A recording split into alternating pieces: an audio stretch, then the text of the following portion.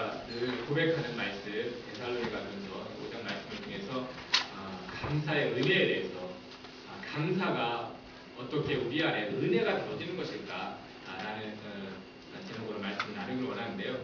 제가 이제 이 감사의 계절 아니니까 또 우리 감사할 것을 돌아보는 시간인데 이제 우리 교회의 삶을 한번 쭉 돌아보게 되었습니다. 2013년 제가 이제 초에 이곳에 올라와서 교회를 시작하기 위해서 예배 초소를 이제 찾으러 다니게 되었죠. 이 교회를 시작하는 것 중에 가장 큰 첫 번째 난관이 관문이 이 예배 초소를 얻는 거예요. 참 어렵거든요. 쉽지 않거든요. 제가 아는 여러 목사님은 아직까지 그 예배 초소를 못 구해서 이 사역을 시작하는 못하고 계신 분이 여러 분 있어요. 몇 년째 지금도 예배 장소를 못 구해가지고. 그래서 참 예배 장소가 구하는 게 참 어려웠어요. 그래서 몇 개월 기다리는데 잘 이게 기다리는 동안에 그러면서 잘 구해지지 않을 때 생각하기를 저도 말고 그냥 클래스룸 하나만 좀 누가 허락해줘도 참 감사하겠다 이런 생각을 늘 했어요. 저도 말고 그냥 뭐 여러 명이 모일 수 있는 클래스룸만 누가 좀 줘도 교회가 좀 제공해줘도 참 감사하겠다 생각이 늘 있었어요. 그러면서 뭐 5개월, 6개월 지나게 되었죠. 뭐 교회 컨택한 시간까지 합하면 한 7, 8개월 지난 것 같아요. 그러다가 이제 7월 달에 이 예배 장소를 이제 얻게 되었죠. 너무 감사한 건 아닙니까? 뭐 클래스룸 하나만 있어도 참 감사하다 했는데 이렇게 넓고 여러 가지 클래스룸이 있는 정말 생각할 수 없었던 장소를 얻게 돼서 참 감사했죠. 근데 그 감사는 잠깐이죠. 근데 예배 장소였는데 사람이 없어요. 이 넓은 장소에.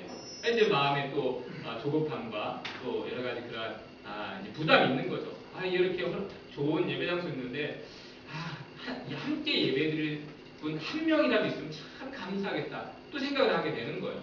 한 가정만 있어도 참 감사하겠다.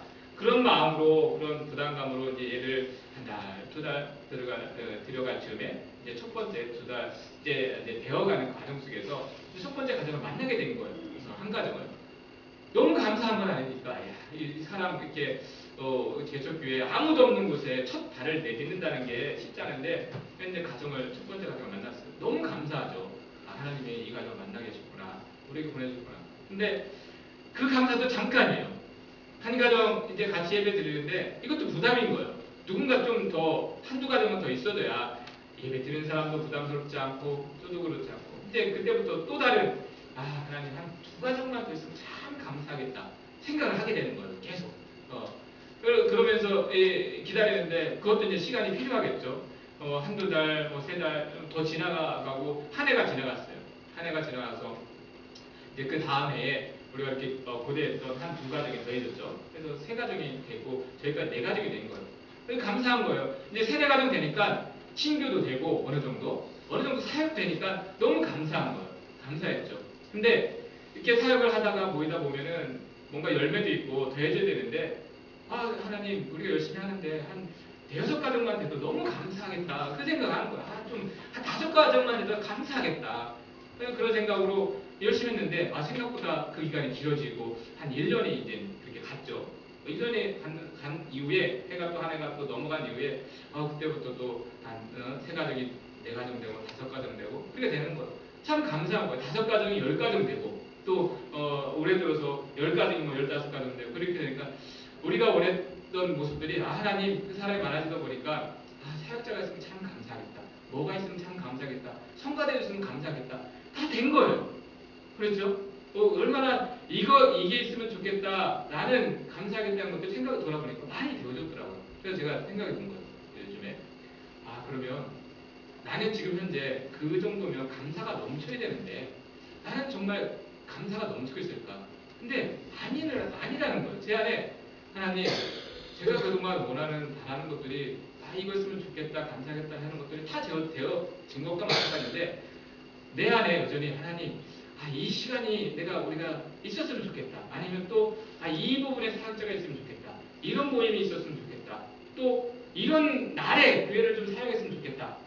여전히 내 안에 그것만 되어줬으면 감사하겠다라는 그러한 고민과 부담이 더 있는 걸 제가 스스로 보게 된 거예요. 내 안에.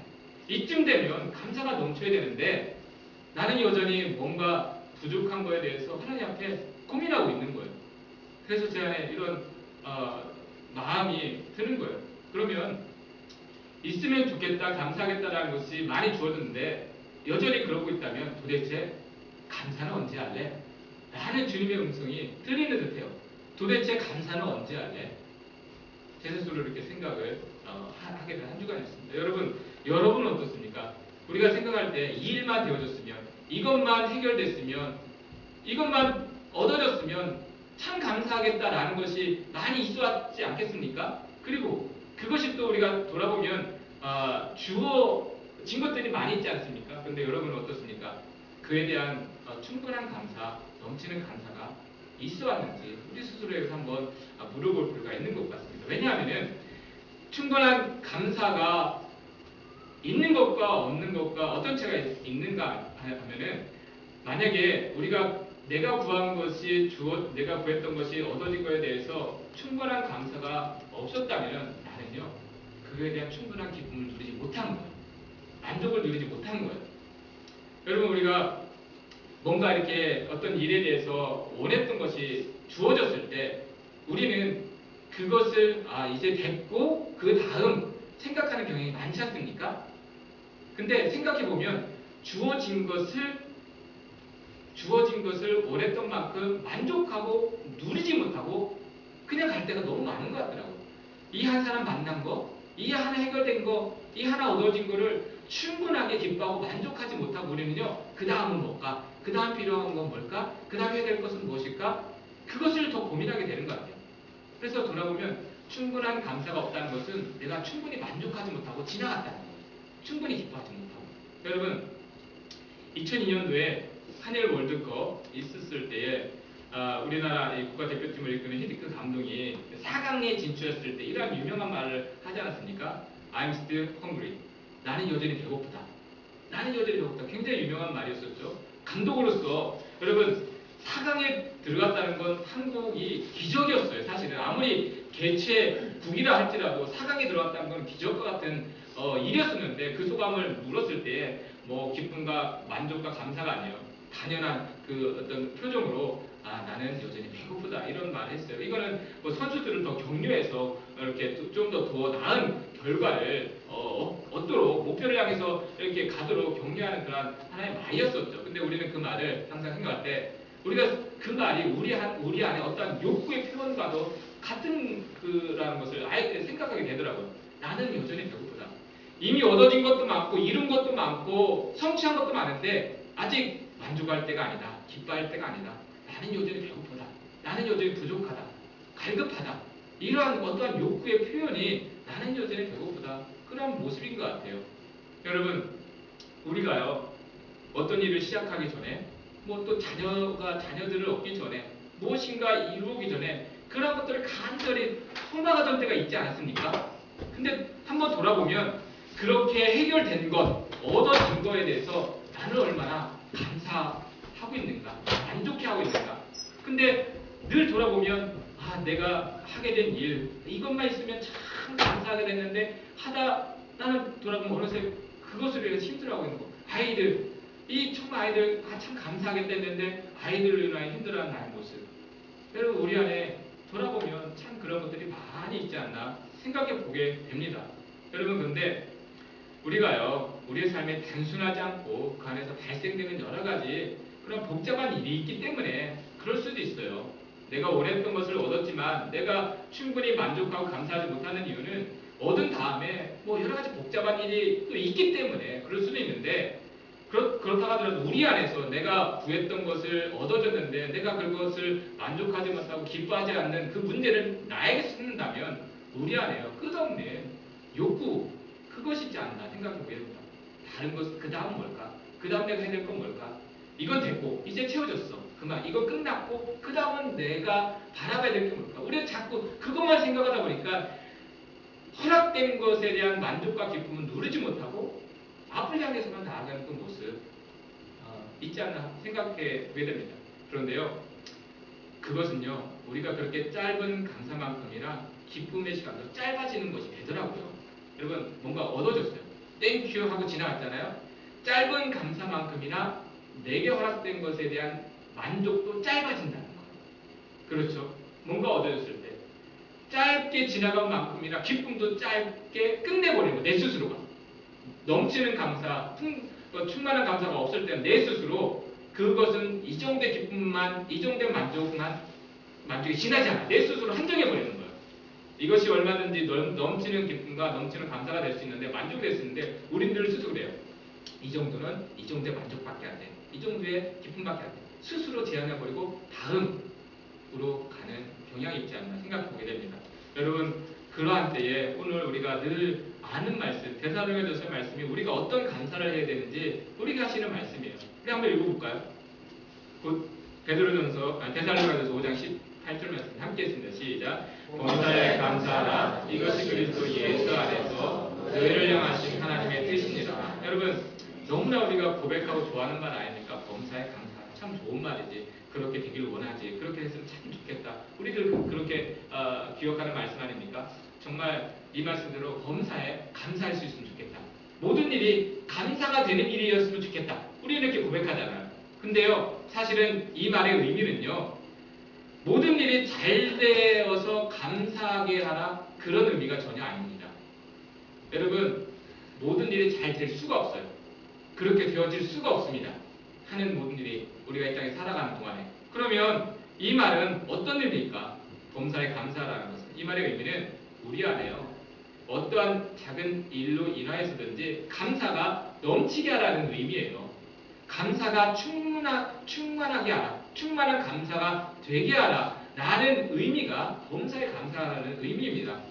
여러분, 충분한 감사는요, 내가 아무리 작은 일 하나로 인하여서 감사할 때 그 감사가 내 안에 충만하면요, 다른 어려운 일을 대할 때에 지금 한 감사의 마음으로 어려운 일을 감당할 수 있는 힘이 돼요. 능력이 돼요.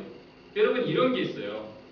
우리가 어떤 일을 하다가 큰 손실이나 또는 어려움이 생겼어요. 문제가 생겼어요. 그런데 우리가 대하는 태도가 참 왜 나한테 이런 일이 생겼을까 불평할 수도 있고요. 또 하나는 그래도 감사하다. 뭐 가다가 조금 사고가 났어요. 사람은 안 다쳤어요. 그래도 안 다쳐서 감사하다. 우리가 이렇게 할 수 있지 않습니까? 내 안에 감사의 마음이 그 넘치는 어떤 일로 해서 이미 가정 안에서 채워진 감사, 그런 게 있으면 일터에 나갔을 때 뭔가 문제가 있어도 손실이 있어도 그래도 감사하다. 이게 이어지는 거예요. 이거는 뭐냐면 내 안에 넘치는 감사가 있으면 모든 일에 감사할 수 있는 힘과 능력으로까지 이어지게 되는 것. 이게 범사에 감사할 수 있게 되는 그 의미입니다. 우리 삶에 모든 일이 잘 되어서 감사할 수 있는 게 아닙니다. 하나님은 그러한 의미가 아니거든요. 여러분, 그래서 우리 안의 삶 속에서 우리가 돌아볼 때에 아주 작은 것 하나에 내 안에 감사가, 만족이 넘치게 되면은 그 작은 일이지만 그 힘으로 인해서 힘들고 어려운 일들까지 감사하는 마음으로 해결해 나아갈 수 있는 것, 감당해 나아갈 수 있는 것, 그게 우리 안에 감사의 능력이고 은혜라는 것입니다. 여러분, 사도 바울이 어려운 시기에 교회와 성도들에게 당부하는 말씀이 있어요. 한번 골로새서 2장 7절 말씀 함께 보겠습니다. 시작. 그 안에 은혜를 받으며 세움을 받아 교훈을 받은 대로 믿음에 굳게 서서 감사함을 넘치게 하라. 여러분, 이 말씀을 할 때가 사도 바울은 감옥에 갇히기를 반복하고 교회와 성도들은 많은 핍박과 그 어려움으로 힘든 시기였어요. 예수 믿는 것 때문에 로마가 핍박을 하고 잡아가고 가두고 그러한 때 아닙니까? 여러분, 불안한 때예요. 두려운 때, 근심하는 때, 희망이 별로 없는 때입니다.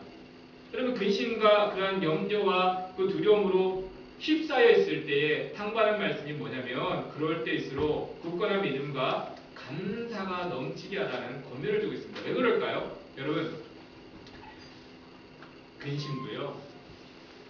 근심도 많아지면 그것이 넘쳐나서 다른 모든 것에 영향을 줘요. 여기에 오버플로잉이라고 있잖아요. 근심도요, 이게 오버돼서 플로잉 되는 거예요. 흘러가요. 근심과 염려도.